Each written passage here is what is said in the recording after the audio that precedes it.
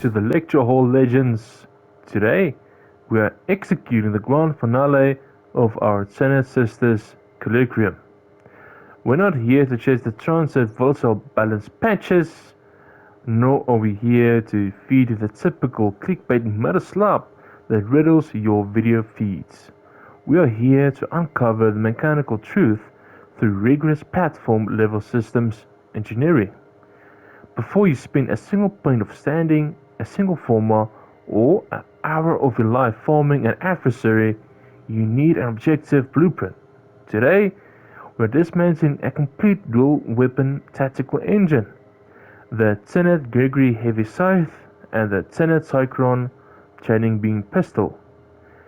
To maintain the strict unyielding control standards of the Swifty Academy, our baseline analysis will be conducted entirely on a naked unmodded Loki Prime. No ability strength multipliers, no companion priming arcanes, and no external static distortion. Our stress test targets are level 235 Steelpath Exocoxate officers. This profile represents the exact mathematical thresholds for a health scaling and armor mitigation you will encounter at a true level cap of the steel path. If a build cannot strip, bypass, or violently shatter these units on its own structural merit, it does not belong in your in-game arsenal. For both weapons, we have selected electricity as our progenitor anchor. This choice is highly intentional because we are moving away from the multi-element compound baselines to weaponize the raw chain lightning logic of melee influence and advanced status spreading arcanes. Let's strip away the slop and analyze the engine. Begin with the Tenet Grigori. This heavy-scythe possesses a highly unique mechanical quirk. Performing a slight heavy attack launches an energy disk that lingers in place spinning and continuously taking damage based on your combo multiplier. And stat configuration, you'll notice that it's a little bit of a hybrid setup. This is not meant to do heavy attacks at all from the previous showcase that I showed. Not at all. With this point of this entire setup, and you'll also realize in the other two, is that it's a little bit different. The only thing that makes it different is just the elements on it that can either make or break the game, where you would use DOTs like gas or blast to have a little bit of crowd control. Okay, so for my first configuration, we have range, base damage, galvanized elementalist, and reaping wounds that scales beautifully with your combo. Same thing with blood rush and glare and might. And the thing is, glare and might helps the crit chance as well. And I know a lot of people would maybe switch it out for Organ Shatter, which is completely fine. There's no. It depends on what you do and what you play with. But since I have a companion that usually has Tenacious Bond, I don't really need to use Organ Shatter, if that makes sense. So I'd rather have something like Tenacious Bond that will basically cover up my Glitter and Might, so that the crit damage is like very good. So on screen you will see that my crit damage is like a little bit low, but it's fine. Yeah, this is the build. Since we have primed reach and everything, will basically build up a combo way faster and spread in melee influence as well. So cook officers. So as I've said multiple times, your damage might be more or maybe less depending on your mod levels, ranks, and whatever. So without further ado, let me show you how it performs. So I'm gonna build up combo like normal.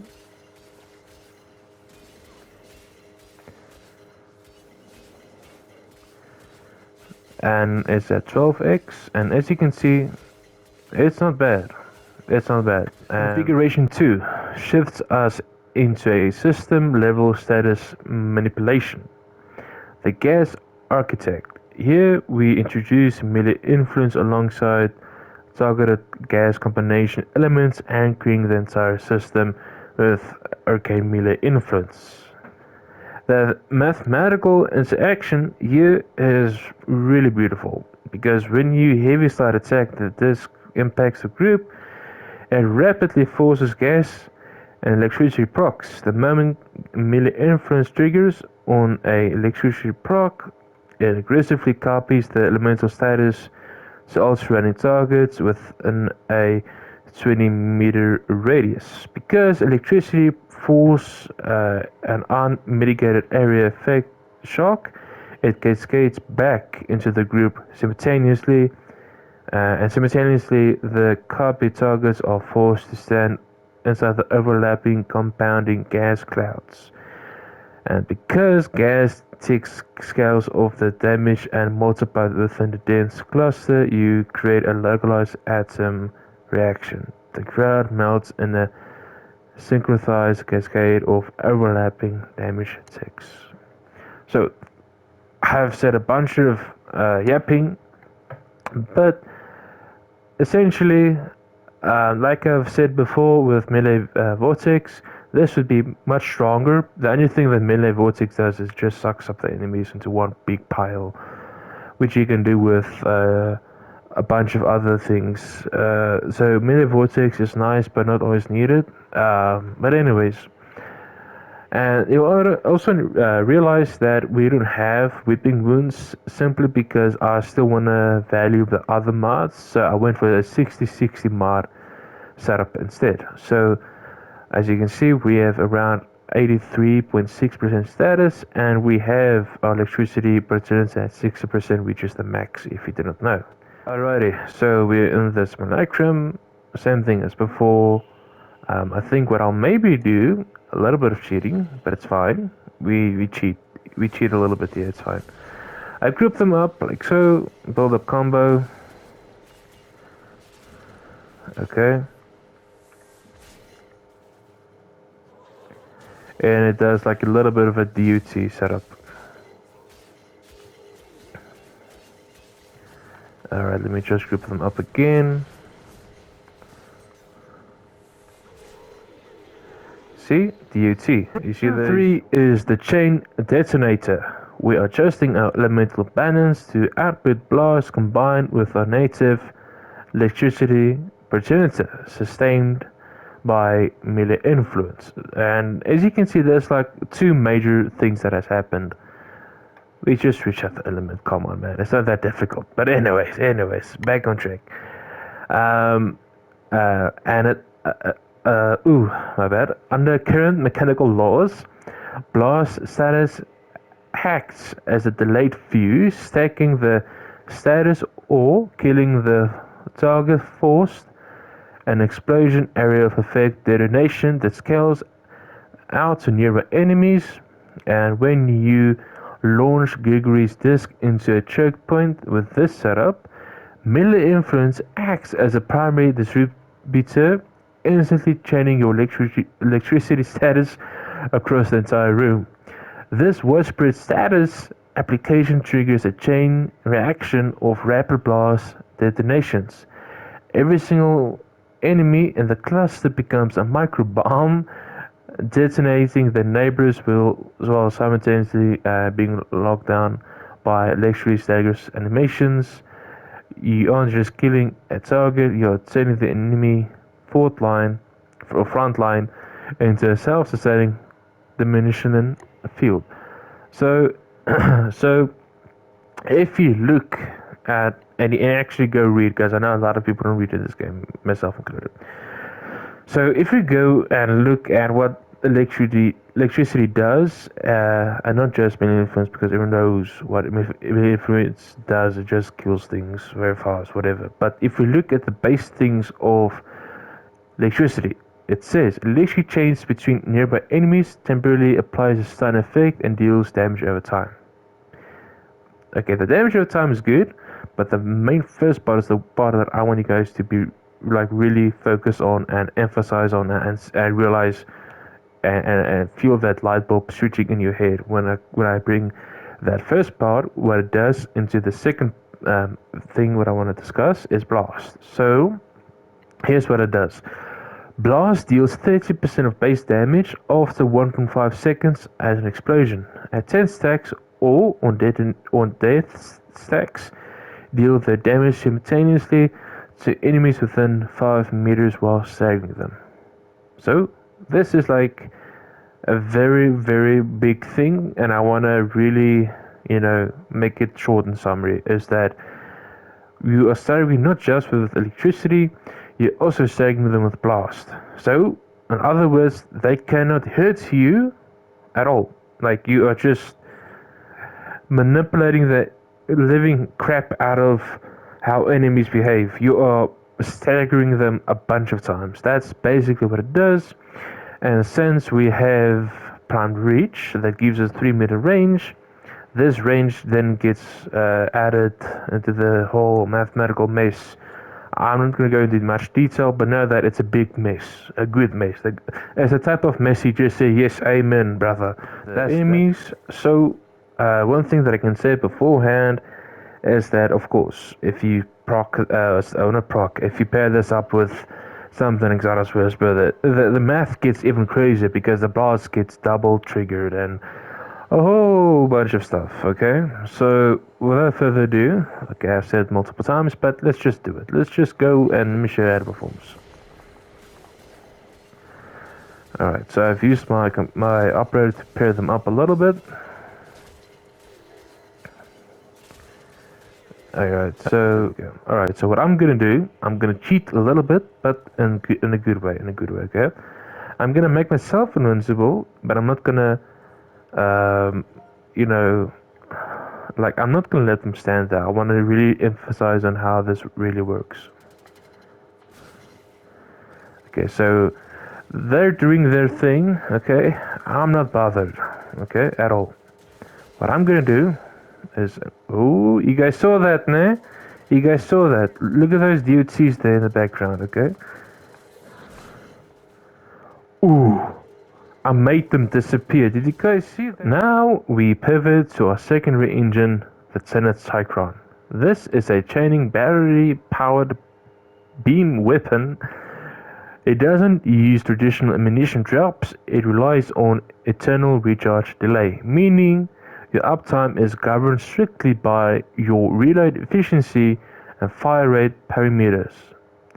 Because its beam naturally links from primary target to secondary targets, it is an absolute premium utility tool for room-wide status application and crowd control.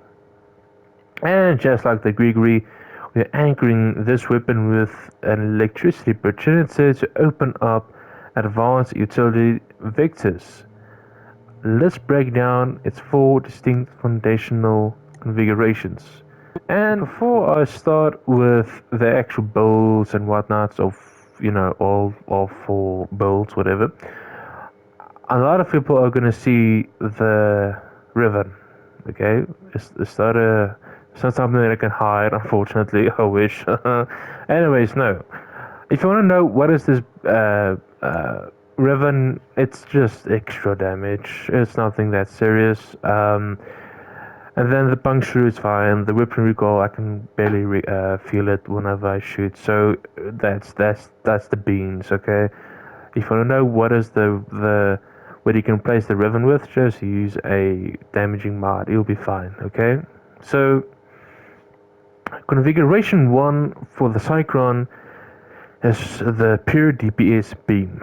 Let's correct a common misconception right now. Most players assume a chaining beam secondary must be modded exclusively for status over time. But the Academy rejects this singular thinking. This configuration is engineered entirely around direct damage, raw base damage multipliers, and critical scaling parameters, completely stripped of status damage over time reliance. And when you lock this weapon onto a target's critical weak points, you are bypassing the build-up phase required by status DOTs. This high frequency tick rate of the beam translates into an uninterrupted stream of high value direct critical damage. It provides that you optimize the raw engine of the Cycron. Its beam can shatter high to health pools through sheer mechanical force alone.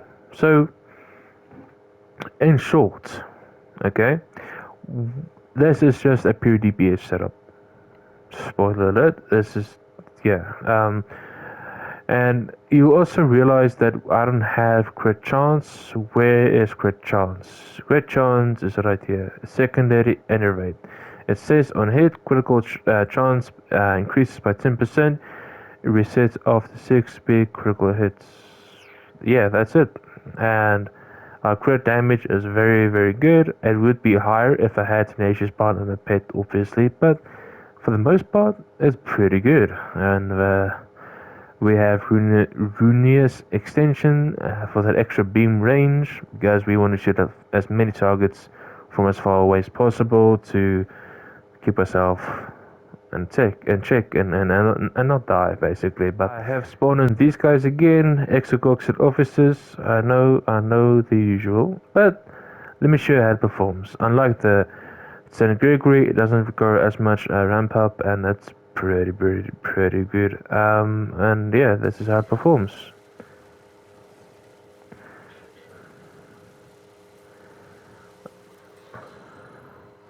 Alright, so I do have heat damage as well, because heat is just coded. It can stack infinitely if you didn't know.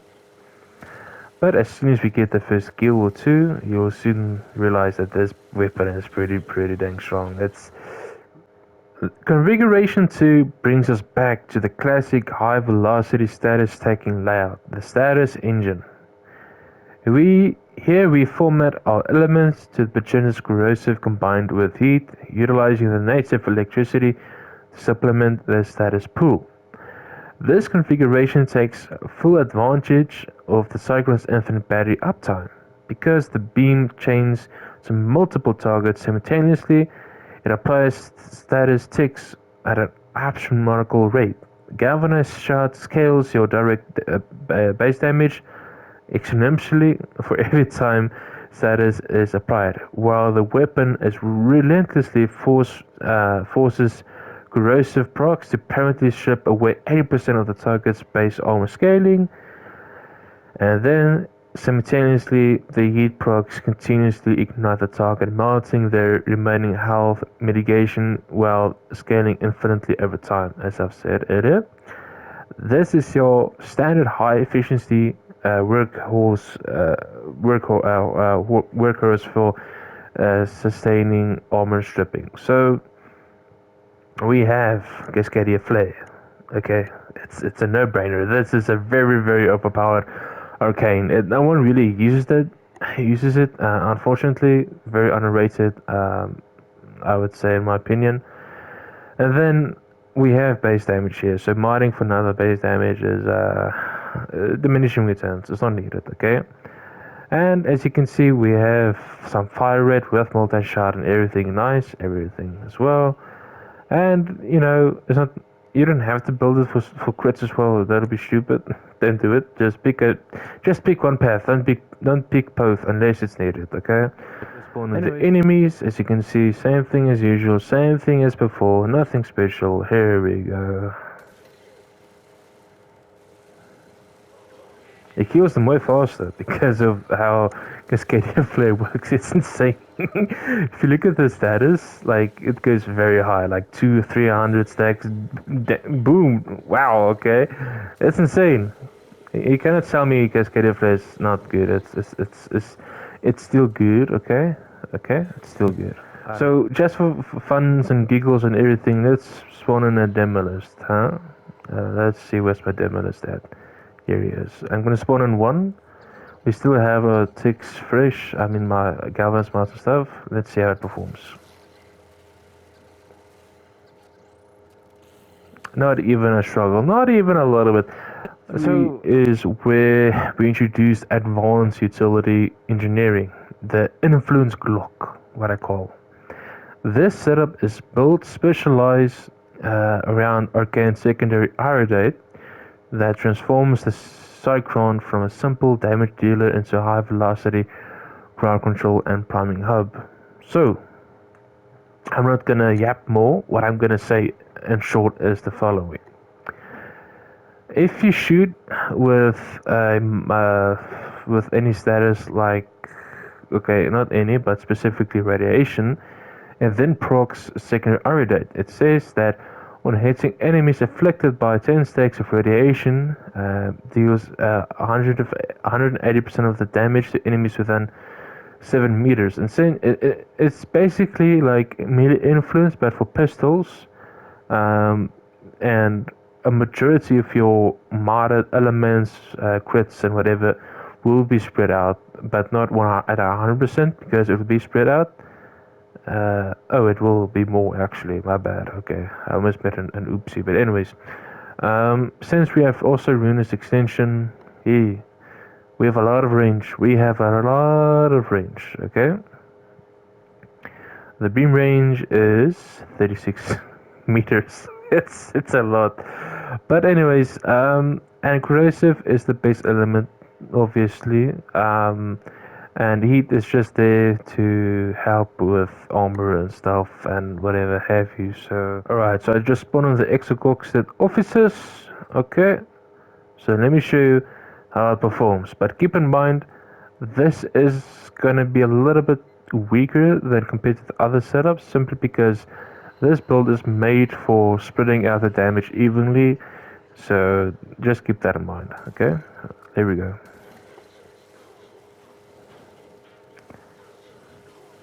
And as you can see, it targets a bunch of enemies. I just shot one enemy, and then it targeted like a bunch of other enemies as well. Right, so on to our fourth and final configuration for the Tenet Cycron. So this is the very peak of synergy tactical layouts. This is the Void Bubble Synergist.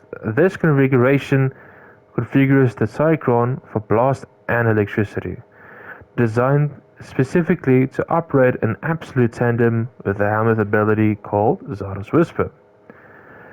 So I'm not gonna yap too much about it, but if you remember what I've said or didn't, you know, I'm not gonna blame you if you skip through the if you skip through the um, chapters in the video.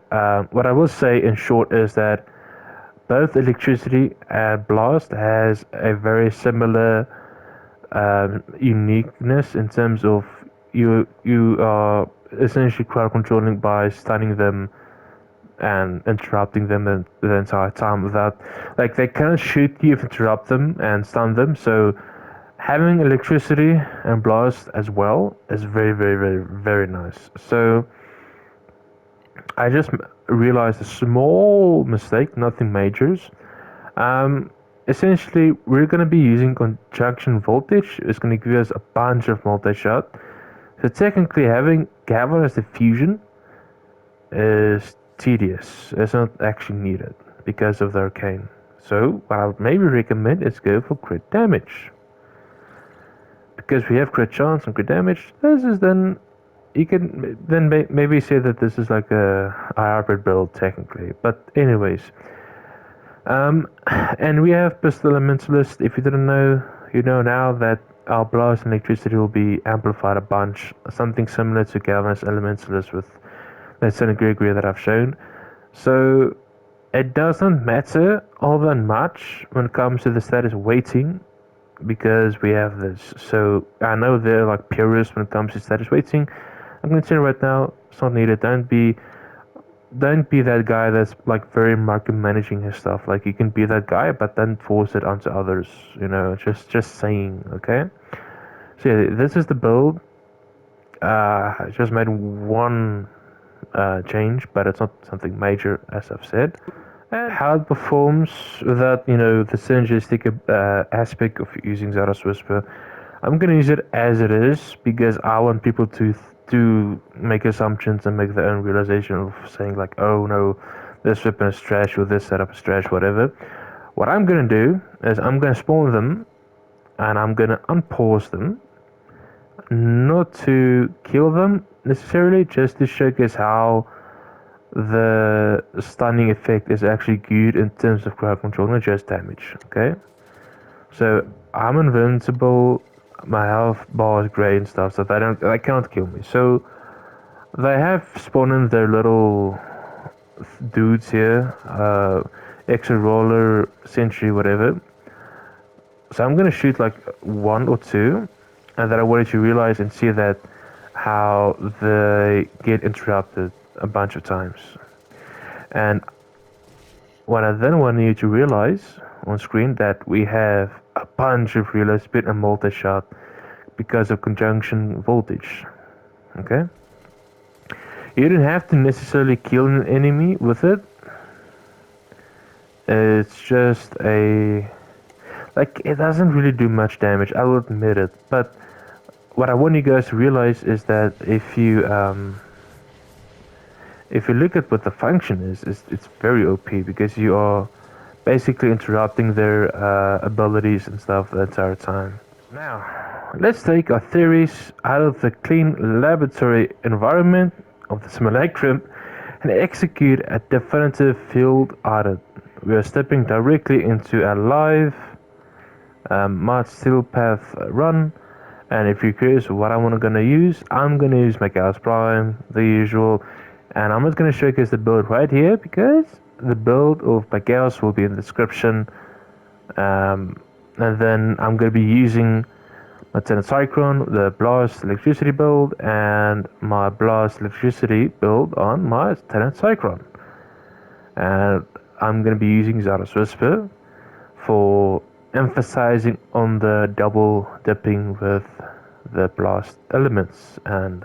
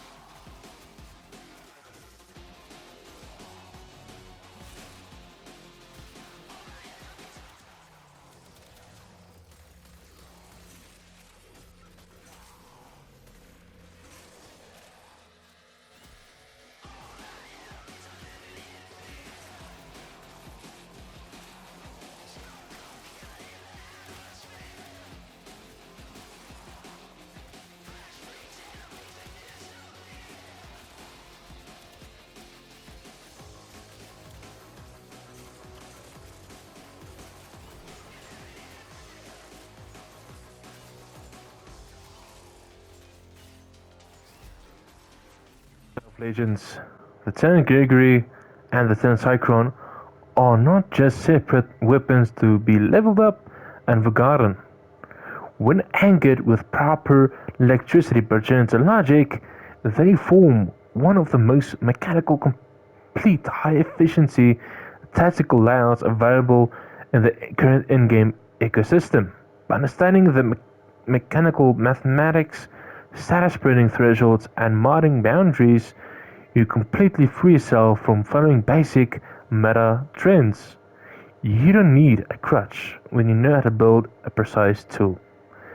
This officially concludes our comprehensive audit of the Tenet Sister roster. Next week, the Academy Curriculum enters a brand new era where we begin dismantling the generation of weaponry, the Coda weapons.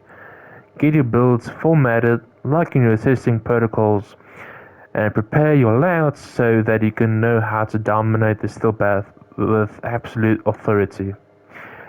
If you want deeper dives into the system level mechanics, access our specialized build directories, or run with elite community of high-level theory crafters, hit the link below and join the Discord. We are over 400 legends and strong and counting.